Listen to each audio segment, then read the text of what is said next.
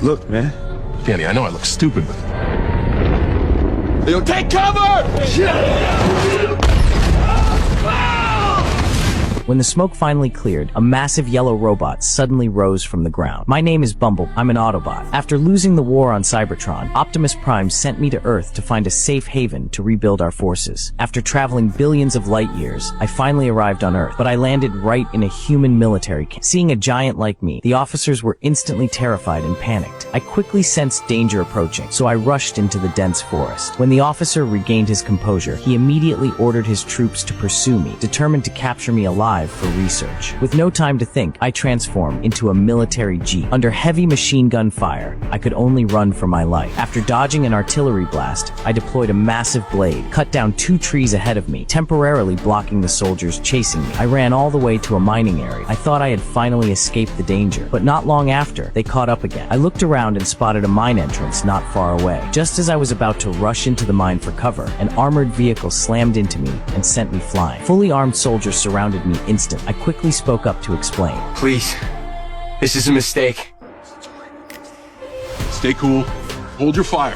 I don't want to hurt anyone. Just as the standoff continued, a piercing roar suddenly came from the sky. A jet fighter screamed overhead at high speed. Who called in the Air Force? That's not the Air Force. And the one approaching was my archenemy, a top Decepticon enforcer, Blitzwing. Run.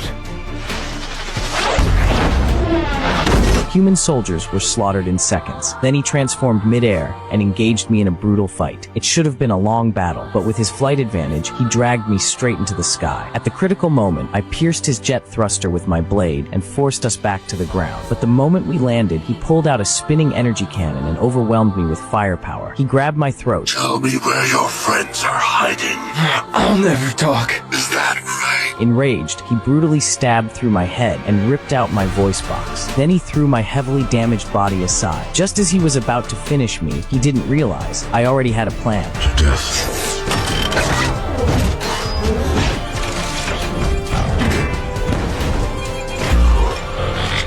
No!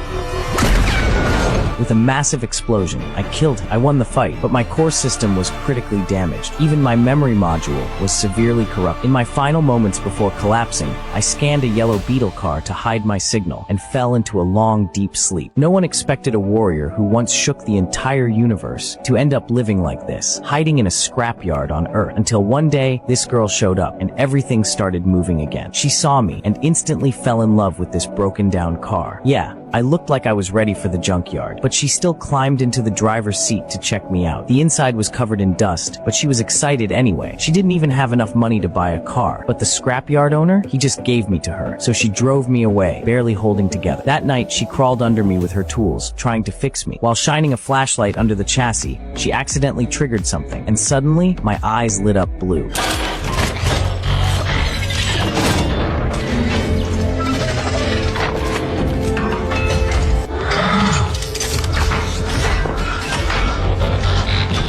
She panicked and almost ran, but then she stopped, turned back, and realized I wasn't trying to hurt her. I just stayed there, curled up like a scared kid. Charlie, what was that noise? Nothing, I'm fine. Mom, you should go back to bed. Everything's fine. What the hell is that? It's... What is that car doing in our garage?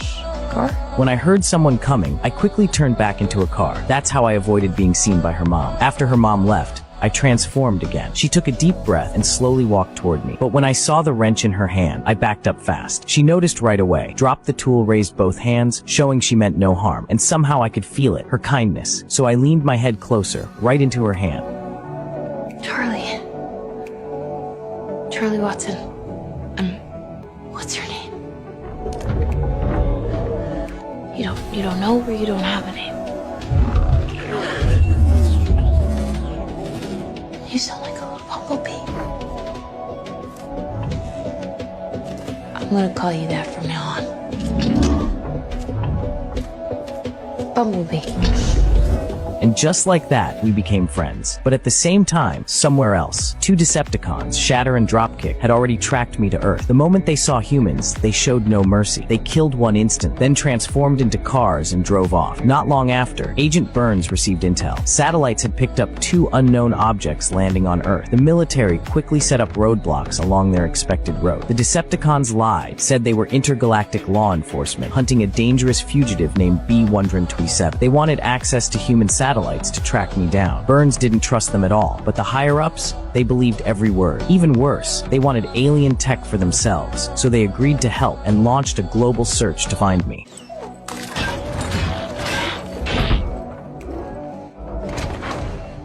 While Charlie is away, I try to understand human life by exploring her house. I see the dog going in and out through the dog door, so I try to cop, but I use too much force and crash the entire wooden door down. Carefully, I squeeze sideways into the living, but I'm too big. Every small move knocks something over. I spot a can on the table. Curious, I reach out to grab it, but I can't control my strength. I crush it instant. Brown liquid sprays all over my face. Startled, I wave my arms and flip the whole table. After the chaos, I get interested in the TV. I try to sit on the couch to watch, but the soft sofa collapses under me. Then I move on to the coffee machine. I touch the clock on it, and coffee starts spraying out like a fountain. I try to stop it, but it's useless. In panic, I pick up the machine and accidentally rip out the power cord. Then I notice the wall outlet. Out of curiosity, I stick my metal finger inside. In an instant, electricity surges through my entire body. Sparks burst from the power lines outside. The military satellites detect my energy signal. Near San Francisco. Shatter and Dropkick lock onto my location and rush toward Charlie's house. At the same time, Charlie comes home. She sees the mess and is completely shocked. But when she looks at me, standing there all guilty, she can't bring herself to blame me. To avoid her mom and stepdad finding out, she quickly tells me to leave. Right then, her mom walks in. Seeing the house like this, she immediately starts yelling at Charlie. Charlie tries to explain, but her mom won't listen. Heartbroken, Charlie takes her friend and drives off with. But not long after we leave, we're stopped by the military, led by Burns. To protect Charlie, I step in without hesitation and carry her as I charge down the hillside. We just escape the military, but run straight into Shatter and Dropkick. Shatter fires an energy blast. The massive shockwave sends me flying, and Charlie is thrown away. Bear, look out! Why isn't he fighting back? Why don't you fight? Leave him alone, please!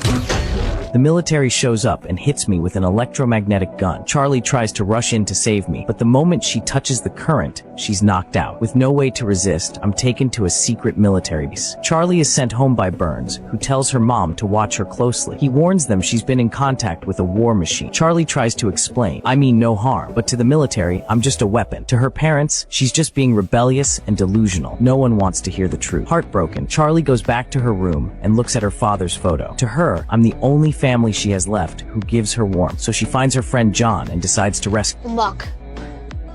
You two. Get over here.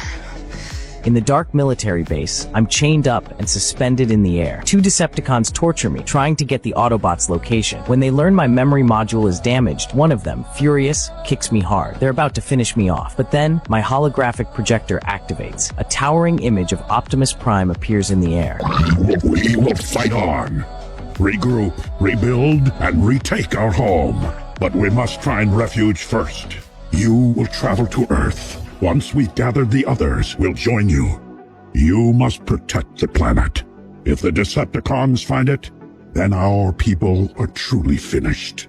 Stay safe, soldier. They realize Optimus is coming soon. To them, this is a chance to wipe out all Autobots at once. This is our chance to wipe out the Autobot resistance for good. We'll burn the whole planet to cinders. The scientist helping them finally figures out their plan, but as he calls Burns, he's brutally crushed, turned into a cloud of blood. Before leaving, they shoot me again, almost destroying my energy core. Then they head to a nearby signal tower. At the same time, Charlie reaches the base. She sees me without power, and her heart breaks, but she refuses to give up. She finds several high-voltage stun guns. With no other option, she tries to save me. She shocks me again and again, but nothing happens. Just as she's about to give up, I slowly rise. My eyes glow blue again. The surge restores my memory module, and finally, I remember who I am. There's a door in my way! We've got bombs. Yeah, we gotta go. Hey, come on. 3, Charlie! Come on. 2, Come on. 1. Charlie! They didn't know the truth, so they opened fire on me immediately. I was furious. I couldn't hold back any. I pulled out my weapons. Fall back! Take cover! They were seconds from being wiped out, but Charlie rushed in and stopped. The moment I saw Charlie, I calmed down instantly. I realized the priority: stop the Decepticons from sending that signal. So I transformed into a car and sped off with her. At the same time, Shatter and Dropkick were activating the device. To keep Charlie safe, I hid her in a crate far away. Once she was secure, I locked onto the enemies and fired my energy cannon. Then Dropkick charged down from the tower, and we clashed head-on.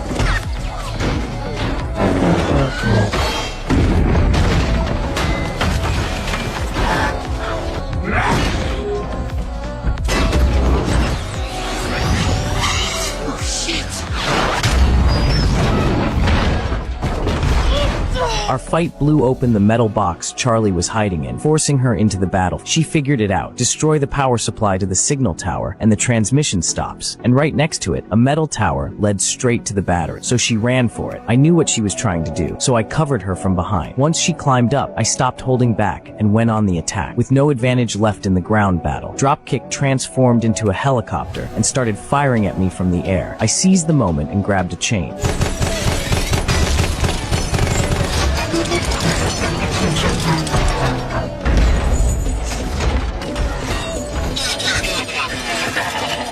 You think these little chains can hold?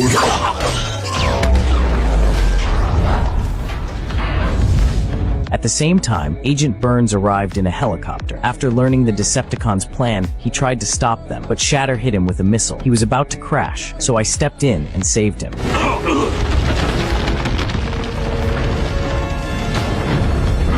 Looking at me, he finally let go of his prejudice. Then Shatter spotted Charlie on the tower. He transformed into a jet and went after her, but I shot him down with an energy blast. We hit the ground and kept fighting. At the same time, Charlie removed the battery from the signal tower. Furious, Shatter aimed his cannon at her, but I tackled him to the ground. The gap between us was too big. I had no way to fight back. Just as he was about to finish me, I raised my arm and fired at the dam behind us. The dam broke. Floodwaters came rushing in. A massive cargo ship surged toward us with the current. I grabbed Shatter tightly, ready to take him down with me. Bumblebee!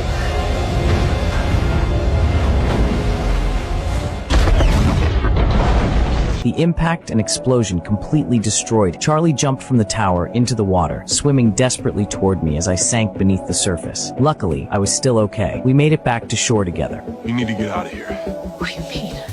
I mean, my friends are coming. And they're gonna be looking for him. Thank you. Thank you. After saying goodbye to Burns, we went up to the mountain. I knew my mission wasn't over. For Charlie's safety, I had to leave her. I transformed into a brand new Camaro. Then on the highway, I reunited with Optimus Prime, who had just arrived on Earth.